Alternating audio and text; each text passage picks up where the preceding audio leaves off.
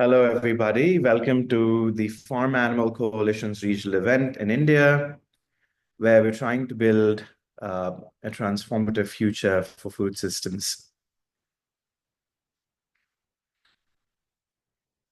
This event is possible because of many people coming together. Just a few housekeeping notes. Please mute yourself and switch off your videos during the session, basically.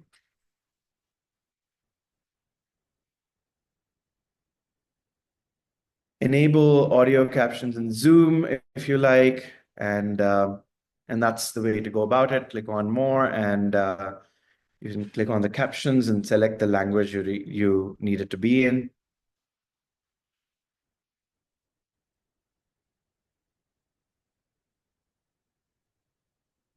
For those on Zoom, please change your name to match the one you registered with. You can go on your name and click on it to rename. If you have any questions, please feel free to leave them in the message box. We will get to some of those questions. For those participating at the physical locations, you will be given post-it notes to write your questions, and one of the organizers will take those and get them answered, basically. All right, I have a very interesting conversation that will happen right now.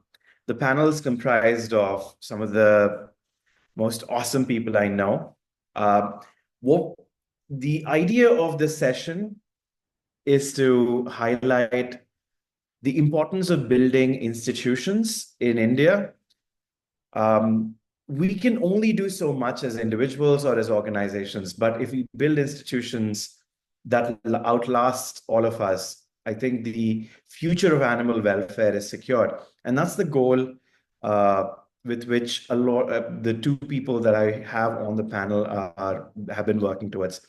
They've been amazing contributors to the idea of building a future where like an ethical livelihood within the ag space is possible, basically. And we can imagine a world where animals do not suffer as much as they do today, right? So I'd like to introduce both the panelists right now. First, I want to introduce Gauri Maulekhi. Gauri Maulekhi is one of the best people and the staunchest advocates for animals in the country. She's been a mentor to me. She's been an amazing mentor to so many people who have joined the IMSA Fellowship, and everyone considers her to be the person they go to for ideas and inspiration all the time. And she's taught me how to be persistent and ardent towards the cause of animal welfare in a way that I couldn't imagine before I met her, basically. She is currently the member secretary of People for Animals Uttarakhand, and she leads the charge for animals across the country from there. The second speaker I'd like to introduce is my good friend, Divya Veluguri. Divya has a PhD from University of Edinburgh. She is perhaps the most knowledgeable person when it comes to institutions in food systems, basically. She has also inspired me to take up a career in food systems when I was like wandering around and thinking about what to do next. And I credit her to know so much about building institutions in the agriculture space, way more than like some of the older people in this space. It's just amazing how much information she has and how much she's been able to learn in the few years she's actually invested into the food system space. And I think I can't think about two better people to talk about, building a future where we secure the lives of animals, basically, ensure that their lives are without suffering, in a way that is strong and in a way that is lasting. All right. With that said, I want to ask Gauri to kind of tell us how she sees the future of animal welfare in the country and how she's leading the charge, basically. Hi Karthik and hi everyone. Hi Divya. Thank you for being so generous and kind with your introduction. There's so much that we need to learn, and we mutually exchange information, especially on platforms like this. So, thank you, AFA, for organizing this. I feel that, while there are, with the times, you keep changing your tone, your strategy, you know, pushing animal welfare one way or another.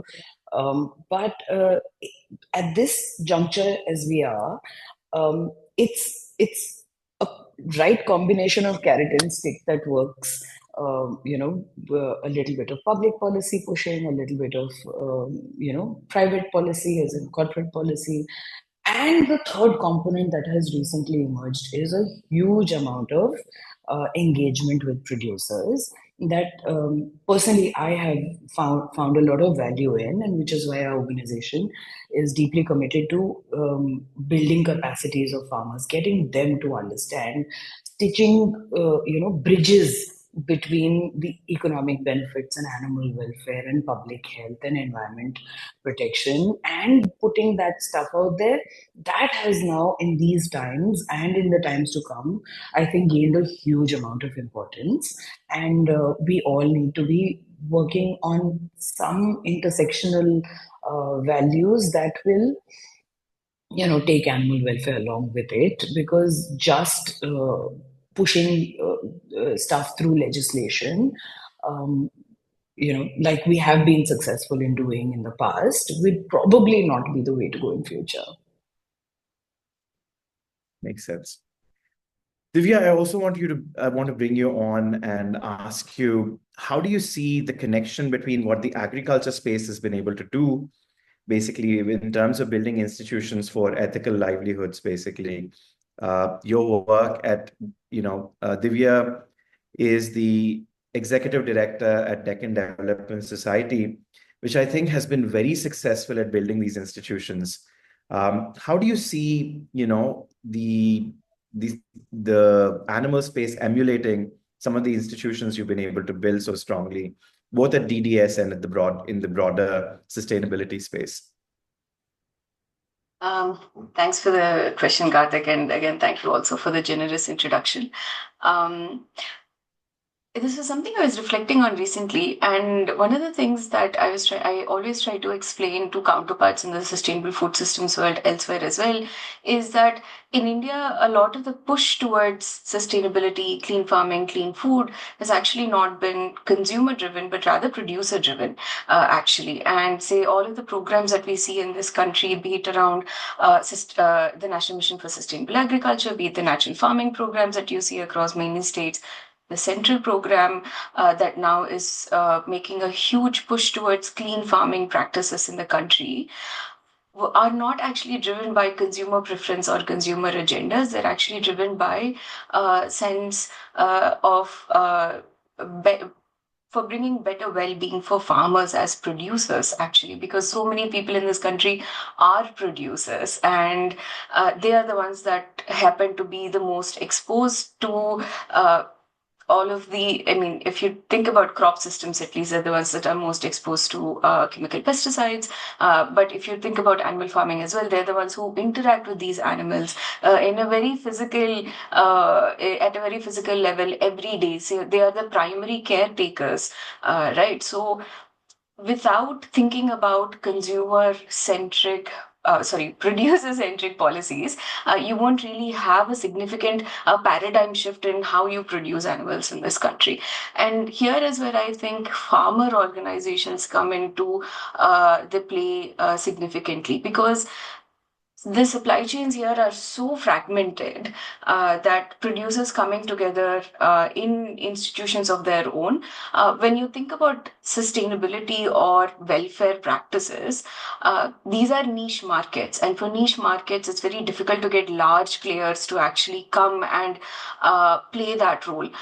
Even large players, say for example, if you visit supermarkets in the country, you see people like 24 Mantra, for example, or any of the large brands that sell organic produce. A lot of their procurement at the supply level actually happens through farmer organizations, be it cooperatives, farmer producer organizations. They are very rarely working directly with individual farmers to make sure that these products are on our shelves. And I think this is where the animal welfare movement has a lot to learn, in that we might have a huge consumer demand and work towards it for decades and decades, but without the right supply chains to bridge that gap to make sure those products get to the shelf, it's not going to happen. And that's where I think we need to be looking at. Awesome. That's a good start to the conversation we're going to continue having, basically. All right. So my next question to Gauri is, what is the promise you see in building sort of cage-free institutions that cater to cage-free, basically? Your work with Kari, I think, is an important milestone in in bridging this gap, basically. And like I want to know, I want our audience to know a lot more about how do you see these institutions building up for cage-free specifically? Right. So, while we see that there is definitely in some strata, at least of the society's acknowledgement that keeping birds in battery cages is unethical, and there has been, international commitments by multinationals to move to cage free. We did not have enough takers among producers in India to start building capacity, start producing cage free eggs, and hence we learnt from Indonesia. We partnered with some international organizations and brought that technology in India for the first time.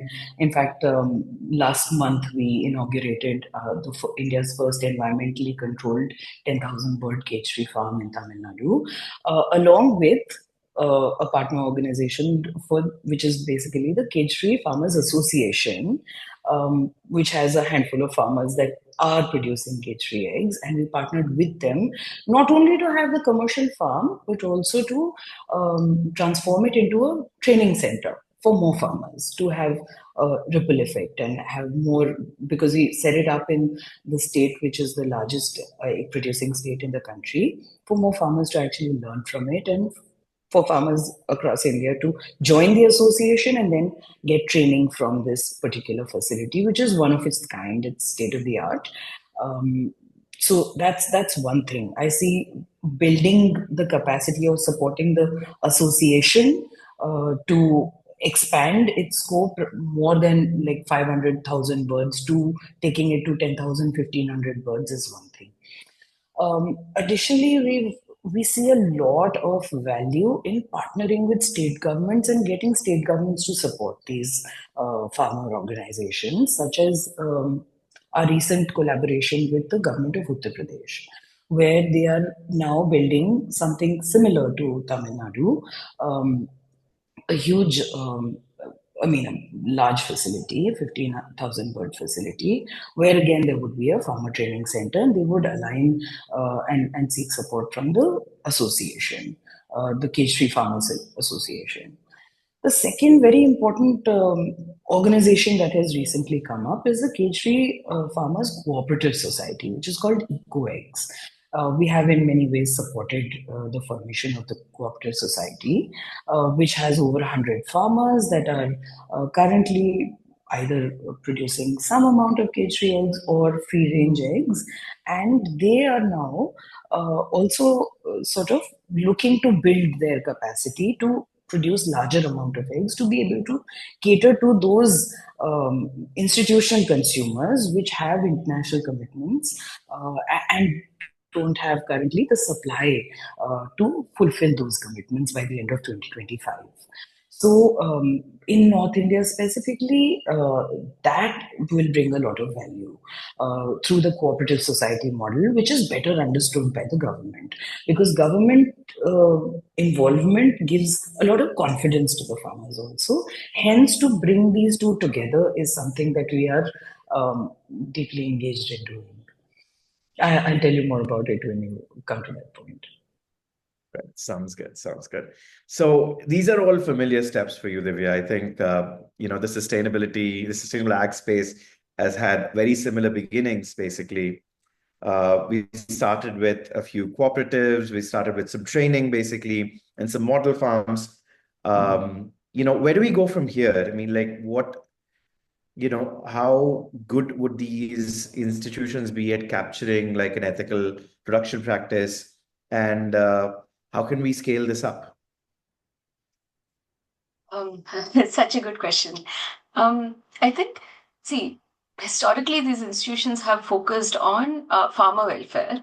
And at some point, there was a shift in the narrative where there's a push towards sustainability and at least clean production in the food system. And so now they have actually shifted towards looking at these things. Now you see a lot more organic cooperatives, organic only producer companies, and just like Gauri has already pointed out, in various states, government institutions, if not directly through the Ministry of Agriculture, then you see programs through NABARD, you see programs through the Rural Development Ministry, all of which focusing along, cleaner supply chains. How successful are they?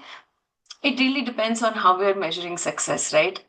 I would say they have really been the only institution successful at, making a dent at all. We're not nearly there in how far we actually need to be, but in even starting to think about what an alternative could be, to even start piloting a lot of these things, to start experimenting for larger programs to base their models on. These pilots with small cooperatives in smaller scales have been the only ones that have worked so far. In how do we go from here to scale up this type of success? That's such a difficult question because I wish we had the answer to that. Then I think we'd solve the problem to start with. But that being said, I think so many of us look towards large retailers in this space, but they capture less than 10% of the retail market in this country. And so we might be successful in ensuring that everything that Reliance puts on its shelves or everything that DMart puts on its shelves is ethically produced. But we've really not made a dent at all in the supply chain because it's such a small portion of what this country consumes. And so in terms of scaling up, I think we need to be looking at how do we change local consumption patterns. Like most of the things that we're producing are consumed in rural areas, which is where, most of the half the population continues to live. What about people in urban spaces but don't have access to big retailers, people who are still going to your mom and pop stores? So this is where I think like we need to bridge that connection for these small scale retailers, local retailers, and very local supply chains, where the cooperatives can actually play a very big role. It's not your big traders that are going to be playing that role. And I think how do we do it is an answer that still remains to be found. But at least I think cooperatives offer the most potential in being able to offer solutions. Yeah. I mean, I can clearly see, like for instance, we're just starting to take those steps in the animal space, basically. FWI has worked with a few collective of farmers, and PFA has also, through allied aid organizations, been able to set up similar, cooperatives, basically, as to the ones you're talking about. But these are like in small numbers still, basically. But whereas when I look at the sustainable ag space, we're looking at hundreds of cooperatives in across the country, basically. And I think is something that we should also aim for, at least in the decade that we're in. All right. So my next question for Gauri is, what do you think, do you think we can make animal welfare a core ethic of these institutions, whether it be institutions like KARI, and for fish, we have, CIFA, which is the Central Freshwater Institute, basically. Can we, can we see a time when, welfare becomes like a core ethic of cooperatives, of institutions that have been set up for, I don't know, at the moment doing research into how to raise these animals and stuff, basically. Do you think such a day is possible? And if so, how do you think we'll go about doing that? You have to take baby steps. We'll get there, but not anytime soon. But we Right. keep moving in that direction is something that we do. For instance, at least we're in the picture now. You know, the Right. priority should be to be in the picture. We were completely, I remember the time, and I'll be a little bit of a storyteller now. So I remember the time when Central Avian Research Institute actually opposed um, any cage-free mention at all, you know, whether it was on platforms such as the Bureau of Indian Standards, or whether it was courts or stakeholders meetings in the central government. They would say cage-free is not even possible. It's let's not even talk about it. It's not going to happen. All that we have probably in the new traditional poultry farming is backyard poultry, which is not scalable, and hence let that be subsistence backyard poultry, and cage free is not even like it's not even there. But Right. now we've come to a point where we have partnership with the Central Avian Research Institute. They have on their website training modules for farmers in 4 languages. They have trained more than 2,500 farmers. They promote cage free in various ways that they can by engaging with the state governments. They are in fact part of our tripartite MOU with the UP government also, where they are encouraging UP government to make not only a model cage-free farm but also a training center for farmers. So we are in the picture, and that I think is a good step, a good place to be in for the moment, while we move towards becoming one of the core values also. I feel that one important thing that we need to remember while moving ahead is to keep in touch, and there's no one silver bullet, like Divya rightly pointed out. There is not one silver bullet. There are several things that we have to strategize to sort of remain in the picture and keep moving. One of them, I feel, is aligning it with traditional values, aligning our current animal farming with traditional values. Another one interesting thing is I've just come back from Uttarakhand, where I was visiting some of the hill districts, and they don't have egg production at all. They only they basically import eggs from the plains, and where they're actually grown in battery cages. So uh, we have decided to work with the hill districts, building their cage-free supply to make them self-reliant in cage-free. So they have that pride of being self-reliant. They, of course, will have the pride to be cage-free and ethical. They would also have the potential to supply to institutional consumers once they get to a point where they're producing enough.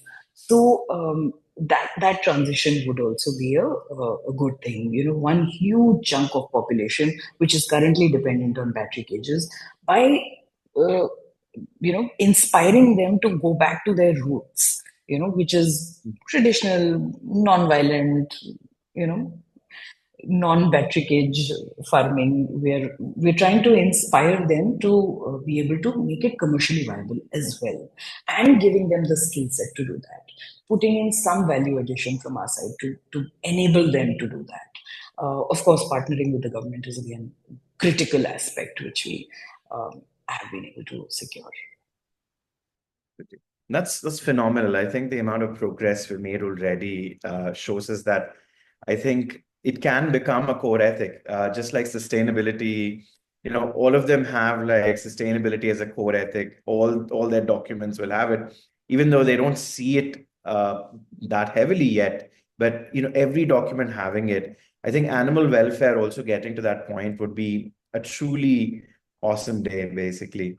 Now, with what you said, I think DDS has similar experiences. Basically, they've also been pretty much supplanting a lot of the consumption, like the battery cage egg consumption, through a scheme of theirs, basically.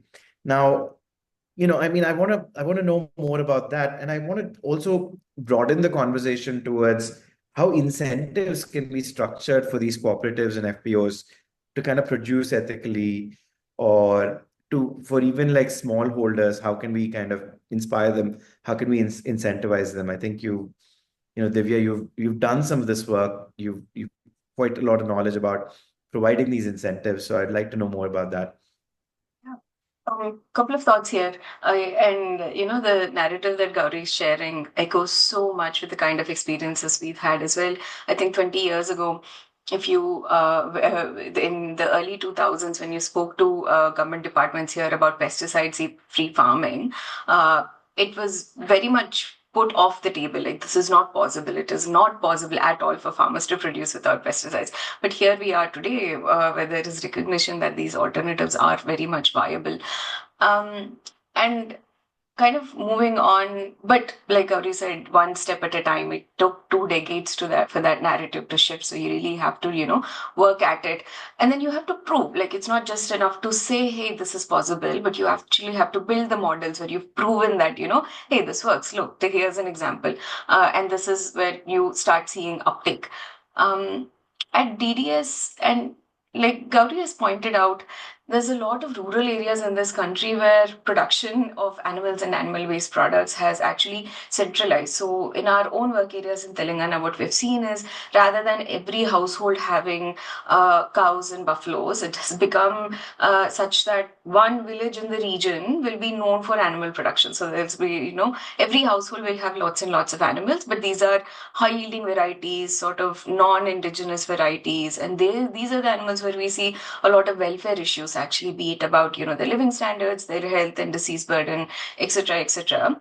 Whereas what we are trying to, but the same problem in the supply chain exists. So even though my neighboring farmer in the neighboring village is producing a lot of milk, they are not selling directly to me as a consumer. It is going through someone who's actually collecting it, packaging it, and then I'm buying packaged milk. So we're trying to somewhat decentralize that and take a step back towards our roots, be it in backyard poultry, or raising of animals that are more suited to this region. Actually, they can withstand the heat, they can, they consume the fodder here better, they're easier to care for. So it's not just about saying you should be growing these animals. Our experience with the cooperatives has been that you need a centralized institution that can enable this. So when we say, hey, let's have backyard poultry with desi chicken that will mature in, say, 6 months rather than 45 days, it means that we also need to build a supply for it on the production side. So what we have is an incubation center where if farmers can actually, come and take chicks at 1 month old, they've been vaccinated, they're cared for. They can also bring their own eggs for incubation. We have half a dozen varieties, including varieties that are very much heat tolerant and indigenous to that region, that farmers can actually come and look at. They can learn how to care for these animals. We have veterinary services provided through our KVK.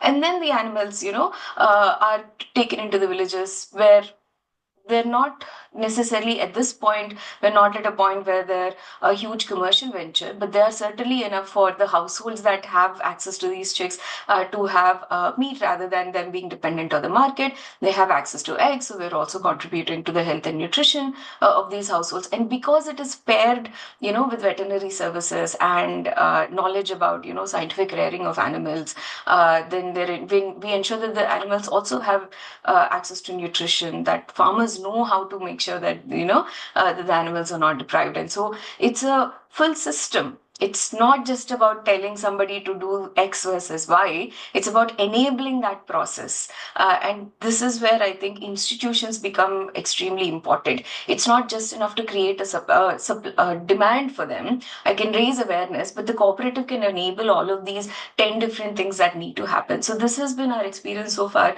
Honestly, it's been a great experience, and farmers very much prefer, being in this model versus that. But it's just making sure that we can scale it up and bring a lot more people into our system. Did I answer your question? I can't remember if there was a part of it I forgot. No, I think you answered it completely. There's no point you left behind. And this is very much true, right? When I talk to producers, a lot of them say that, well, these are still smaller battery cage producers, not the very large ones. They say that we've gone from caretakers of these animals to people who pick up dead bodies every now and then, basically. And there's just a lot of connection lost. And a lot of them say, like, then I ask, why are you doing this? Like, you used to have not too long ago, slow growing species, and free range operations. They're like, we just don't have the supply. I just had slow growing species, and there's demand for it as well. I know places where they can be sold and all that stuff. But the problem is, we just don't know where to get the chicks. We just don't know where to get where to get the veterinary care for these animals. This has just been the reason why, shifting has just become the easier thing to do for our livelihood. And you're right in that setting up all these things is crucial for seeing a way where we kind of, stabilize the whole thing, the stabilize operations where welfare is a core part of operating. Right. My last set of questions then on this track would be, would it be easier to access incentives to key producers on this track if we kind of build these sort of institutions, in your opinion, or are there other alternatives that can be tried out as well? I mean, like, who should be, how do we see this kind of like scaling? I mean, the same question I asked Divya earlier. Like, I'm gonna ask you now, Gauri. It's like, how are we gonna scale this basically? I've been um, struggling with the same question for a long time. And there's just one answer to it. For a country the size of ours, we are a vast country. And therefore, uh, one organization doling out some incentives or one, uh, probably a CSR corporate will absolutely not be enough. In our country, government intervention is critical to increase the scale of anything. Hence, you have to basically change the recipe every time you approach a different state based on their needs and requirements and seasoning. But we have been successful in Tamil Nadu. Tamil Nadu government has contributed to the model cage-free farm that has come up in Trichy, like I mentioned before. So their commitment, see, it's when the government puts money, then they are also committed to it and committed to recognize that it exists, and once it's successful then to replicate it also, because they have nothing against animals. I feel they just want what commercially works for the livelihoods of people, and is largely in compliance with all the laws. So once we're able to show that this is required, it is sustainable, it is welfare oriented, and it's just a win-win situation for everyone, then the government puts their money into it. And without their money, it's very difficult to scale up. Now, government of UP and government of Uttarakhand is also doing the same. These associations and cooperative societies, especially on cage-free, we have found very, very critical, because they are the ones who can ask for certification, more platforms where they would be recognized. Also, at this point, I'll tell you that Central Asian Research Institute, after we got into a partnership with them, conducted a survey of farmers, asking them what they would require. The caged and the cage-free farmers, what they would require from the government, and the two things that came out of that survey, which is now published in a peer-reviewed journal, um, is that they require incentives, financial incentives, and skill development, training. So training bit we have addressed through the modules that we've created in, like I said, a set of 29 modules, which are available in 4 languages, and some amount of incentives are now in the pipeline. We are working with state governments to give something back to cage-free farmers. Currently, the incentives were only for battery cage farmers. In fact, they were designed in such a way that a cage-free farmer would not even be able to access it. Nothing, like no interest-free loans, no seed fund, nothing. But it's in the pipeline. Very soon, we'll see state governments giving incentives to cage-free farmers as well, and that's a result of a lot of dialogue and partnership. Right. My last question to you, Divya, is, I mean, like we've touched on certification basically. I think to keep a lot of the governance of this system intact, I think certification's extremely important. I know that PGS has a lot of success in kind of creating these structures.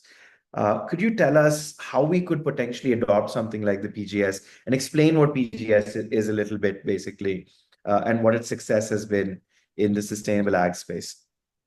Yeah, absolutely. So PGS stands for Participatory Guarantee System. So when you're certifying something to be organic, I, as a farmer, as an individual, might need to go to a certifying body, give them all of my information, say who I am, where I'm farming, what I'm growing, and then they'll come and inspect my farm or my produce and then say, hey, yes, this is organic. But for an individual farmer to do it, this is a very expensive process because we have a lot of farmers in this country and a lot of small scale farms. So if you're a large farmer with hundreds of acres or hectares, it might be easy enough for you to get your produce certified. But for countries like ours, with multitude of small producers, it's very difficult to do. And so the PGS system, actually, participatory guarantee system has roots in civil society. Food sovereignty, agroecology movements have advocated for a system like this for decades now. So what the system is that a group of producers, somewhere between 10 and 20 producers, come together, and the same process is followed. I go to a certifying agency, I tell them who I am, what I'm growing, where I'm growing this, and every season there is a set of data that's collected from me as an individual farmer and also from my group. Where it gets easier is that because it is at the group level, we're managing a lot of this data, not necessarily at an individual farmer level. And then inspections happen at a group level. Testing also happens at a group level. So as a group, we are also certifying each other. I guarantee that every other farmer in my group is also organic, because the moment there is a test that happens later or an inspection, and if it's found that even one of the farmers in that group is not producing per the standards, then the entire group loses its certification. So there's an incentive built in for people to for there to be peer evaluation and adherence to the system, and it makes certification much cheaper because you're talking order of magnitude cheaper, right? I'm looking at inspections for every 15 or 20 people versus inspecting every single farm. India has the largest certifier under the PGS system globally, actually. So we've had huge success in the organic system. We have more certifications under this participatory type of system than we have for individual farmers, actually. And within the country, at least under PGS, it is legal for you to sell your produce as organic with the PGS India Organic logo. If you're a consumer, if you go to any supermarket, if you see the PGS India Organic, then that's what the system is. Actually, that's what that certification is. And I think, unfortunately, there's really not good standards established for ethical production and animal welfare.